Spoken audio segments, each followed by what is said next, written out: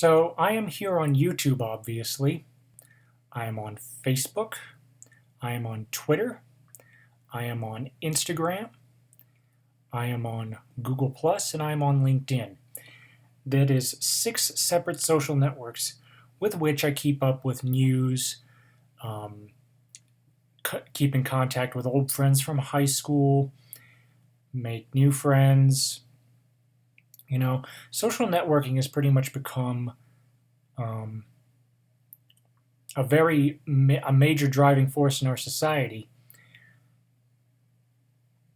Every single website you visit has a button that allows you to share, like, +1, or whatever the term is for Instagram, maybe sharing. I'm not sure.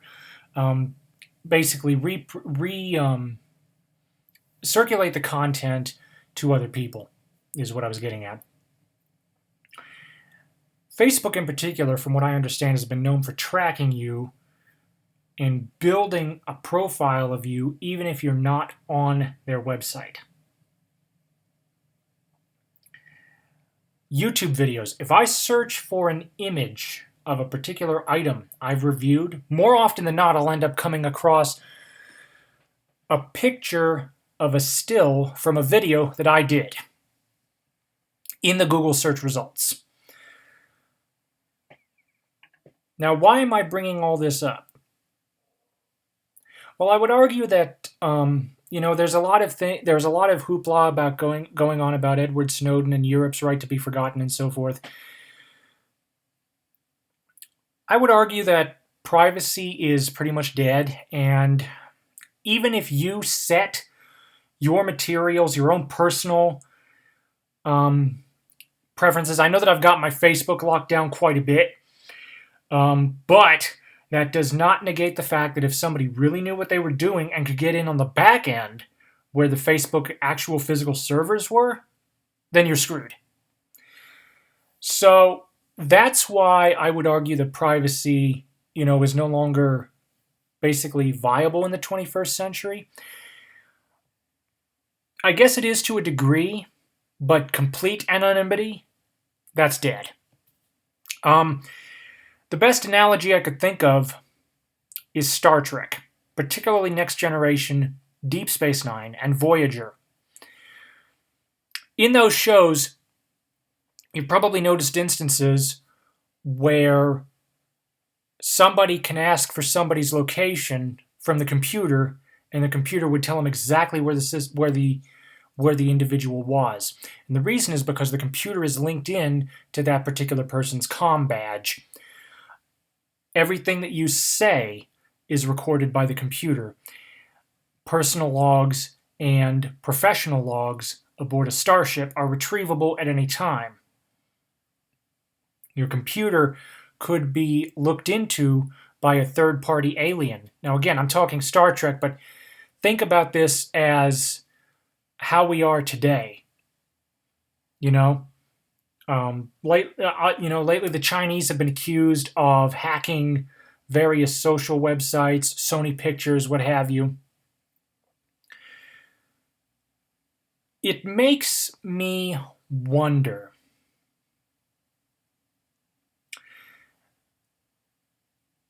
rather than expecting complete privacy these days, what needs to be done is educating the public on what truly happens, because I've got friends who I've known for several years. I've got one particular friend who would put up anything regarding their location, photos. I'm tagged in photos on Facebook that I didn't even, put up there. And that's because this particular friend went ahead and tagged him. I can't take him down unless she removes the tag. And I tried to explain to her that everything you put up there is stuck up there permanently.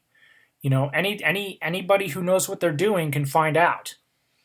And that concept went completely over her head.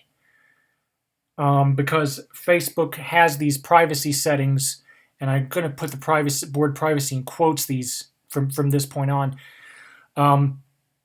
these quote-unquote privacy settings that say that everything's fine and you can see, and you're the only one who can see it.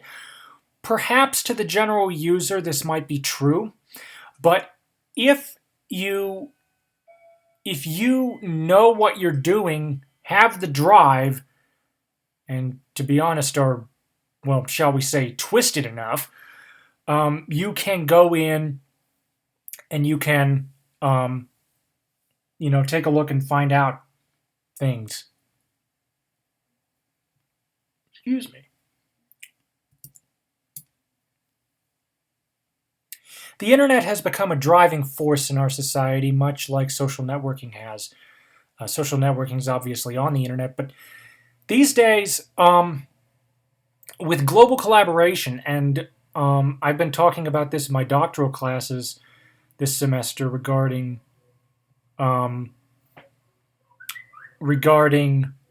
globally connected classrooms through the technology.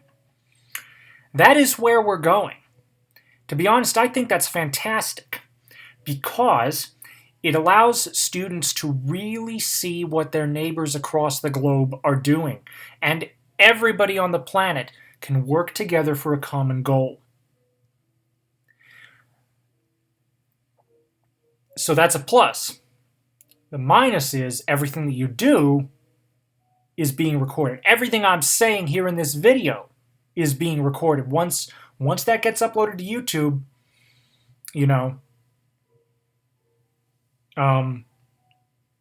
a lot of people would say, well, the user could just delete the video. Well, I would argue that there have to be some remnants of the video. For instance, I've come across on more than one occasion still images of various products I'm looking at, and I'll click on the image to get more information on the website, and the website would give me a 404 not found. Okay? So even if you yourself were to delete it, that doesn't mean it's gone. I'll be the first to admit that I really enjoy using my Chromebook because it's very convenient for me to open up the lid, be online, check email, especially if I only have a few minutes. It's very quick, very easy. But at the same time, that doesn't mean, like I said, total anonymity, gone. And Google, and I bring up Google because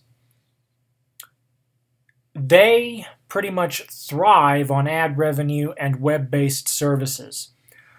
I use Gmail. My university uses Gmail.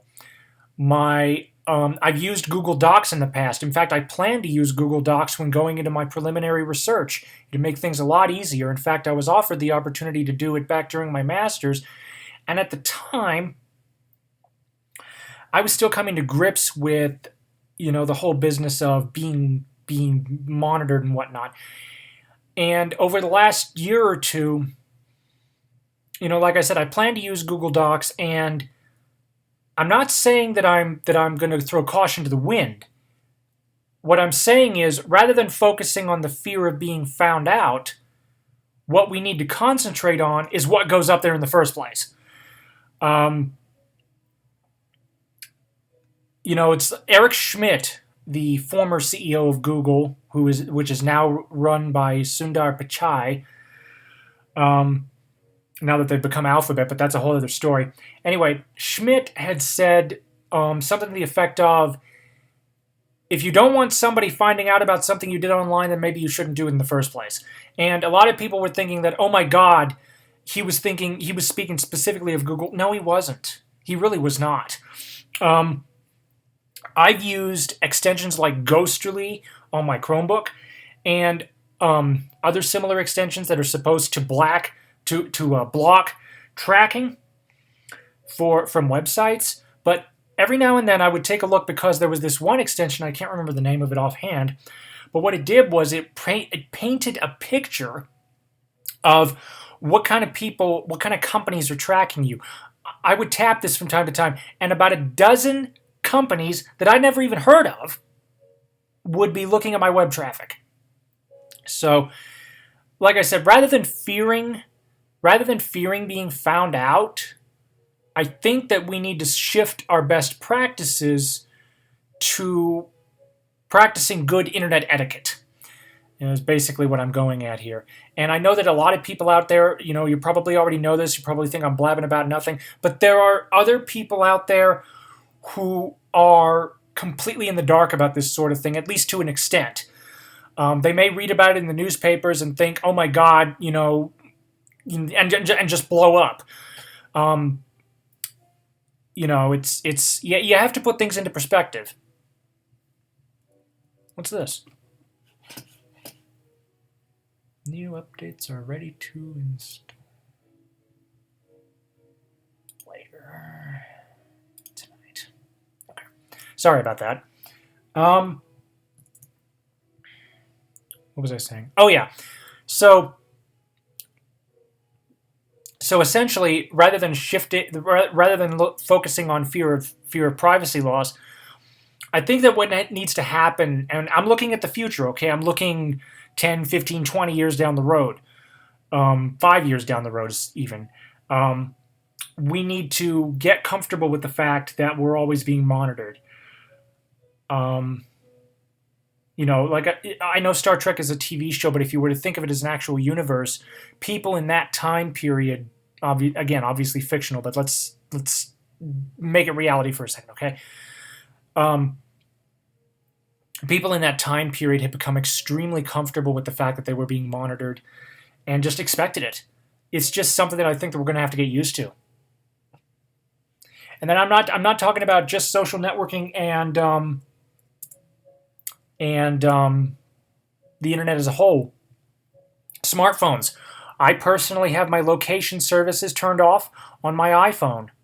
But are they completely turned off? I don't think so, because how else would the clock know automatically to adjust whenever I get out of Bluetooth mode when I land at another airport? So let's say, for instance, I was going from my home out to Detroit. I was traveling through Detroit this past summer on the way to my summer house. And when I landed in Detroit and I turned off airplane mode, the clock automatically set on my phone. And the way I see it is, there's no way that could have happened without the carrier knowing your location. Okay? Everything that I'm saying in this video is not only being recorded by YouTube, but I dare say it's being recorded by the microphone on my phone. And that is just something we're just going to have to get used to. And a lot of people would probably blow up and freak out at me like, oh my God, you're crazy kind of thing. Am I? I mean, seriously, think about that for a second. I happen to have some software development experience, so I know for a fact that it is possible to develop a piece of software where you may think you've turned off a feature, but it's not really completely off.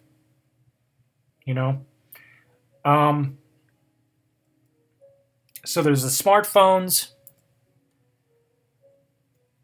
Both iOS and Android are doing this, especially Android, because of the fact that it relies so heavily on Google services.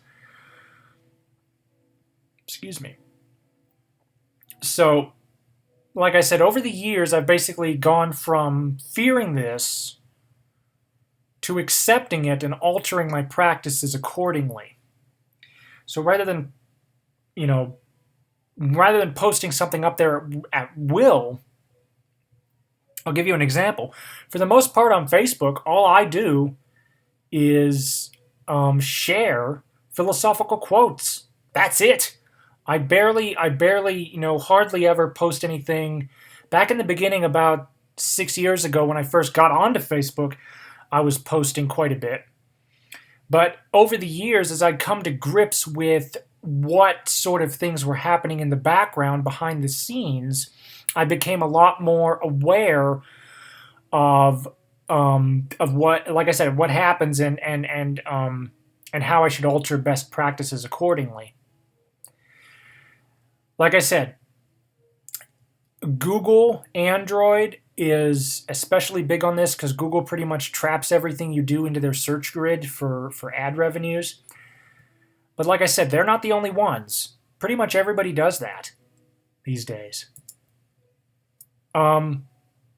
And even on the low end, like I was telling you before, we've got a lot of people out there who have absolutely no idea of what's going on except for what they hear in popular media. And a lot of times popular media happens to over exaggerate and blow up.